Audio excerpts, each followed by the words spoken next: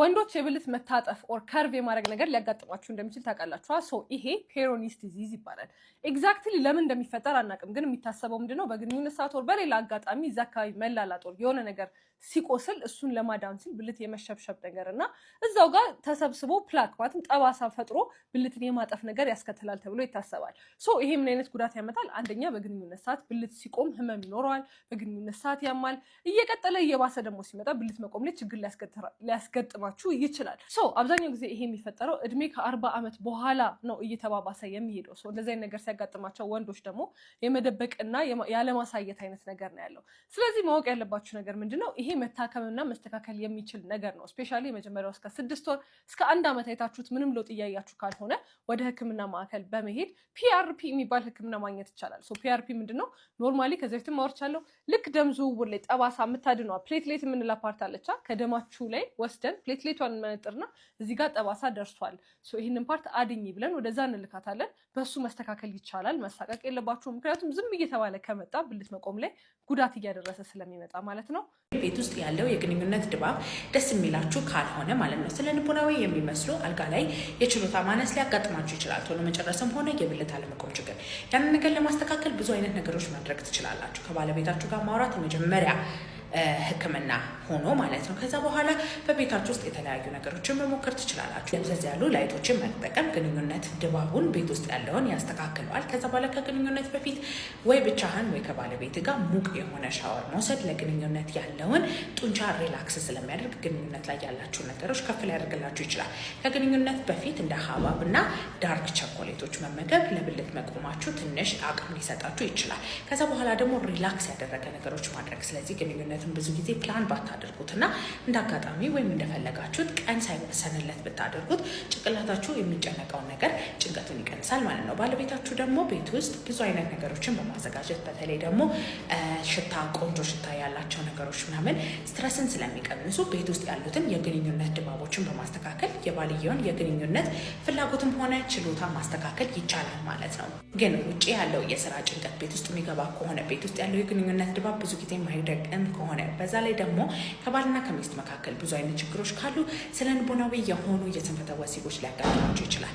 ያ ነገር ወደ ሐኪም ቤት መታችሁ የምትሮጡት ሳይሆን ከባለቤታችሁ ጋር አውርታችሁ የምትፈቱት ነገር ነው የሚሆነው። ግን ጠዋት እንቅልፍ ተኝታችሁ ጭንቀት ሳይኖርባችሁ ጠዋት ብልታችሁ ማይቆም ከሆነ በየግንኙነቱ ደግሞ ቶሎ የምትጨርሱ ከሆነ ቶሎ መጨረሱ ደግሞ ሁለተኛ ዙር የሚሆን ከሆነ የዛኔ ስለ ልቦናዊ ነገሮች ሳይሆኑ አካላዊ የሆኑ ነገሮች ስላሉ የዛኔ ሆርሞን ላይ፣ ነርቭ ላይ፣ ደምዘል ላይ ያሉ ችግሮች ሊኖሩ ይችላሉ። መታችሁ ቼክ መደረግ ትችላላችሁ። እሺ ከግንኙነት በፊት ከበድ ያለ ወይም ደግሞ በጣም ጠግባችሁ መመገቡ ይመከራል ወይስ ደግሞ በባዶ ሆዳችሁ ግንኙነት ብታደርጉ ነው የሚመከረው? ይህን ጥያቄ አንድ ታካሚ የጠየቀኝ ጥያቄ ነው እና እናንተም አንዳንዴ እንዳይወዛግባችሁ በደንብ አዳምጡ። እሺ በመጀመሪያ አንድ ግልጽ ማድረግ ያለብን ነገር እናንተ ግንኙነት ከማድረጋችሁ በፊት ከበድ ያለ ምግብ ወይም ደግሞ በጣም ጠግባችሁ የምትመገቡ ከሆነ አብዛኛው የደም ዝውውራችሁ ወደ አንጀታችሁ ወይም ደግሞ ወደ ሆድ ዕቃችሁ ይሄዳል። የዚህ ጊዜ ደግሞ ወደ ብልት የሚሄደው ደም መጠን መጨመር ሲጠበቅበት ወይም ደግሞ ደም ስሮቹ በደንብ መስራት ሲጠበቅባቸው ስራቸው እየቀዘቀዘ እንዲመጣ ያደርጋል። ስለዚህ ጠንካራ የሆነ የብልት ጥንካሬ ላታገኙ ትችላላችሁ። ለዚህም የሚመከረው ከበድ ያሉ ምግቦች የምትመገቡ ከሆነ ከ2-3 ሰዓት በፊት አስቀድማችሁ መመገብና መጨረስ፣ ካልሆነ ደግሞ ቀረብ አድርጋችሁ የምትመገቡ ከሆነ ደግሞ ቀለል ያሉ ምግቦችን መመገብ። ከዚህ ተጨማሪ ግንኙነት የምታደርጉ ከሆነ አልኮልም ሙሉ በሙሉ ባትጠቀሙ በጣም ተመራጭ ነው። እሺ ቶሎ መጨረስ ያስቸገራችሁ ወንዶች 4 መስራት የምትችሏቸው ቀላል ስፖርቶች አሉ። እነሱ ምን እንደሆኑና እንዴት እንደሚያግዟችሁ ልንገራችሁ። እነኚህም ኤሮቢክ ኤክሰርሳይዝ የምንላቸው ሲሆን አንደኛው ሶምሶማ ሩጫ ነው፣ ሁለተኛ ፈጠን ያለ እርምጃ ነው፣ ሶስተኛ ሳይክል መንዳት ነው፣ አራተኛው ደግሞ ዋና መዋኘት ነው። እነኚህም ጥቅማቸው ሰውነታችሁ ያለበትን ጭንቀት እንዲስተካከል ያደርጋል፣ ሙዳችሁን ያስተካክላል። ከዚህ ተጨማሪ ደግሞ ብለድ ፍሎ ወይም ደግሞ የደም ዝውውሩ እንዲፋጠንና ወደ ብልታችሁ የሚሄደው ደም እንዲጨምር ያደርጋል። ከዚህ ተጨማሪ ደግሞ በግንኙነት ሰዓት የሚያጋጥማችሁን ጭንቀት እየቀነሰላችሁ ይመጣል። ስለዚህ እነኚህ በጣም ጠቃሚ ናቸው። እነኚህንም እንቅስቃሴዎች ቢያንስ በሳምንት ለ150 ደቂቃ ወይም ደግሞ በየቀኑ ለ30 ደቂቃ ለ5 ቀናት በሳምንት ውስጥ የምታደርጉ ከሆነ በጣም በቂ ነው። እነኚህ መጠቀማችሁ እንዳትረሱ።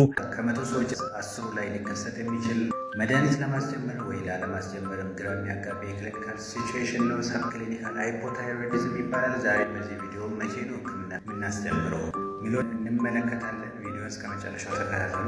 ሰብክሊኒካል ሃይፖታይሮይዲዝም ማለት የቲኤስኤች ሌቭሉ ከኖርማል ሬንጅ ከፍ ሲል እና የቲ4 ሌቭሉ ደግሞ ኖርማል ሬንጅ ሲሆን ማለት ነው። ህክምና ለማስጀመር የቲኤስኤች ሌቭሉ በምን ያክል ጨመረ የሚለውን እና ሌሎች ፋክተሮችን ኮንሲደር ማድረግ አለብን። በአጠቃላይ ግን ለሁለት መክፈል እንችላለን። የቲኤስኤች ሌቭሉ ከ10 በላይ ሲሆን ህክምና ያስፈልጋቸዋል ሪስፔክቲቭ ኦፍ ሌሎች ፋክተሮች ማለት ነው። ነገር ግን የቲኤስኤች ሌቭሉ ከ4.5 እስከ 10 ሲሆን ሌሎች ፋክተሮች ከሌሉ መድኃኒት ሳናስጀምር ታማሚውን ፎሎአፕ ላይ አድርገን ከወራት በኋላ ከ3 እስከ 3 ወር ባለው ጊዜ ውስጥ የታይሮይድ ፈንክሽን ቴስቱን ሪፒት አድርገን ቴስች ሌቭሉ መስተካከል አለመስተካከሉን ቼክ ማድረግ ያስፈልጋል ማለት ነው መድኃኒት ሳናስጀምር። ነገር ግን የሚከተሉት ፋክተሮች ካሉ መድኃኒት ማስጀመር ያስፈልጋል። ለምሳሌ የሃይፖታይሮይዲዝም ምልክት ታማሚ ካለው ይህን በቀጣይ ቪዲዮ ስላላችኋለሁ። ሁለተኛ ታይሮፔሮክሲዴስ አንቲቦዲ ፖዚቲቭ ከሆነ፣ ሴቶች ከሆኑ ደግሞ ሪፕሮዳክቲቭ ኤጅ ውስጥ ካሉ፣ እንዲሁም ከልብ ጋር የተያያዘ ችግር ካለባቸው ደግሞ አጋላጭ ፋክተሮች ካለባቸው የቴስች ሌቭሉ ከ4.5 እስከ 10 ቢሆንም ሕክምና ያስፈልጋቸዋል ማለት ነው። ነገር ግን በፕሬግናንሲ ጊዜ የቴስች ሌቭሉ ሲጨምር እንዴት ነው ኢንተርፕሬት የሚደረገው፣ ሕክምና መቼ ነው የሚያስፈልገው የሚለውን በቀጣይ ቪዲዮ ሰራላችኋል። በእርግዝና ጊዜ ቲኤስኤች ሌቭል ኖርማል የሚባለው ስንት ሲሆን ነው ይላል። ይህ በጣም ጥሩ ጥያቄ ነው። እንግዲህ በእርግዝና ወቅት የታይሮይድ ፈንክሽን በጣም አፌክት ይሆናል። ቲኤስኤችም ከኖርማል ፖፑሌሽን በተለየ መልኩ ኢንተርፕሬት መደረግ አለበት፣ አላስፈላጊ ሕክምና ላለማስጀመር ማለት ነው። ስለዚህ የቲኤስኤች ቫሉ በእርግዝና ወቅት በመጀመሪያዎቹ 3 ወራት በጣም የሚወርድበት ጊዜ ነው። ፈርስት ትራይሚስተር ላይ ኖርማል ቲኤስኤች ቫሉ የሚባለው ቲኤስኤች ቫሉ ከ0.1 እስከ 2.5 ሚሊ ኢንተርናሽናል ዩኒት ሲሆን ነው። በሰከንድ ትራይሚስተር በቀጣዮቹ 3 ወራት ማለት ነው ከ0.3 እስከ 2.5 እንዲሁም በመጨረሻዎቹ 3 ወራት ሰርድ ትራይሚስተር ላይ ከ0.3 እስከ 3 ሚሊ ኢንተርናሽናል ዩኒት ከሆነ ኖርማል ብለን ኢንተርፕሬት ማድረግ እንችላለን ማለት ነው። ነገር ግን ነን ፕሬግናንት ላይ ቲኤስኤች ኖርማል ቫሉ ከ0.4 እስከ 4.2 ሚሊ ኢንተርናሽናል ዩኒት ነው።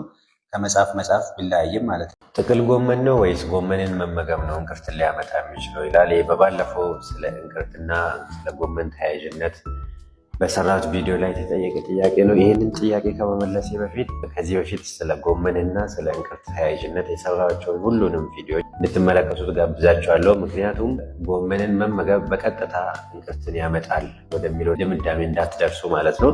በአጠቃላይ ግን ጎይትሮጅን የተባለውን ንጥረ ነገር የያዙት አትክልቶች የኩሪሲፈረስ ቬጂቴብልስ ይባላሉ። እነሱም አንደኛ ጥቅል ጎመን፣ ሁለተኛ የሀበሻ ጎመን፣ ሶስተኛ ብሮኮሊ፣ አራተኛ የአበባ ጎመን እና ቆስጣንም ያጠቃልላል ማለት ነው። ስለዚህ እነዚህን ምግቦች እንዴት መመገብ እንዳለብኝ በባለፉት ቪዲዮዎች ስለሰራው እሱን እንዲመለከቱ ጋብዛቸዋለሁ።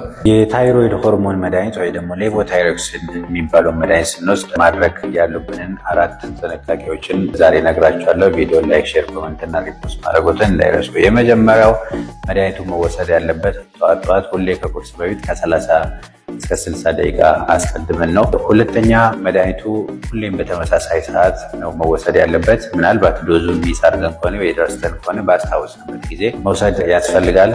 በሶስተኛ ደረጃ የሚዋጥ ሌላ መድኃኒት ካለን ከሌሎች መድኃኒት ጋር ቀላቅለን መውሰድ ትክክል አይደለም። ቢያንስ ከ1 ሰዓት እስከ 2 ሰዓት ማለየት ያስፈልጋል። በመጨረሻ መድኃኒቱን አኝከን ወይ በጥብጠን መዋጥ ትክክል አይደለም። ሙሉ መድኃኒቱን በውሃ መውሰድ። ዶክተር ካንሰር ለመሆኑ ምልክቱ ምንድነው ይላል። ይህ በጣም ጥሩ ጥያቄ ነው። በባለፈው ቪዲዮ ላይ የተጠየቀ ጥያቄ ነው። ሰበት የሰውነታችን ክፍል ምልክቶቹን ቢለያዩም ግን አብዛኛውን ጊዜ እንግዲህ ዲሌይ አድርጎ ቆይቶ የሚመጡት የጡት ካንሰር ስለሆነ ስለዚህ የጡት ውስጥ እባጭ ካንሰር ለመሆኑ የሚያሳዩ ምልክቶቹን ዛሬ እንመለከታለን። ቪዲዮን እስከ መጨረሻው ተከታተሉት። አንደኛ አዲስ የተገኘ እንደ ድንጋይ የሚጠነክር ያልተስተካከለ ቅርጽ ወይ ደግሞ ኢሬጉላር ቦርደር ያለውና ህመም ያሌለው ከሚኒስትሬሽን ጋር የማይገናኝና ከጊዜ ወደ ጊዜ እየጨመረ የሚመጣ እንዲሁም ከዛ በተጨማሪ ሌላ ህመም ያሌለው ብብስ ያለ እባጭ ካለ። ሁለተኛ የጡት ቆዳ ለውጦች ካሉ ለምሳሌ መቅላት ሊሆን ይችላል፣ መሸብሸብ ወይ ደግሞ ኦሬንጅ አይነት ለውጥ ካለ ወይ ደግሞ ወደ ውስጥ መግባት ካለው። ሶስተኛ የጡት ጫፍ ለውጦች ካሉ ለምሳሌ ወደ ውስጥ መግባት ሊሆን ይችላል። ከጡት ጫፍ የሚወጡ አዲስ ያልተለመደ ፈሳሽ ካለ፣ በተለይ ደግሞ ደም የሚመስል ፈሳሽ ካለ። በመጨረሻም ሁለቱ ጡቶች ሳይዝ ዲስክሪፓንሲ ወይ ደግሞ መበላለጥ ካለ የጡት ካንሰር ምልክቶች ሊሆኑ ስለሚችሉ ወደ ጤና ተቋም ሄዶ አስፈላጊ ምርመራ እንዲያደርጉ ይመከራል ማለት ነው። የወር አበባ መዛባት፣ በፊትና በተለያዩ ቦታዎች ላይ ፀጉር መብዛት፣ ከፍተኛ የሆነ የክብደት መጨመር፣ ብጉርና ኦይሊ ስኪን። እነዚህ ምልክቶች የፒሲኦኤስ ወይም ደግሞ ፖሊሲስቲክ ኦቫሪያን ሲንድሮም ሲሆኑ አሁን ላይ ግን ስሙ ተቀይሮ ፒኤምኦኤስ ወይም ደግሞ ፖሊ ኢንዶክራኒያን ሜታቦሊክ ኦቫሪያን ሲንድሮም በሚል ተተክቷል። ይህም የሆነበት ምክንያት በሽታው በርካታ መገለጫዎች ስላሉትና የተለያዩ የሰውነት ክፍሎቻችንን ሲስተሞች አፌክት ስለሚያደርግ ነው። አዲሱን ስሙን ለማብራራት ያክል ፖሊ ኢንዶክራኒያን የተባለበት ምክንያት ከአንድ በላይ ሆርሞናል ሲስተሞችን አፌክት ስለሚያደርግ ነው። ሜታቦሊክ የተባለበት ምክንያት ደግሞ ኢንሱሊን ሬዚስታንስ እንዲሁም ደግሞ ሜታቦሊክ ዲስፈንክሽን ስለሚያመጣ ነው። ኦቫሪያን ያልንበት ምክንያት ኦቭዩሌሽንን ወይም ደግሞ የእንቁላል ከረጢትን በዋነኝነት አፌክት ስለሚያደርግ ነው። ታዲያ ሜዲካል ሴክተር ላይ ያላችሁ ሰዎች አዲስ ስሙን እንዴት አያችሁት? በደንብ ይገልጸዋል ብላችሁ ታስባላችሁ?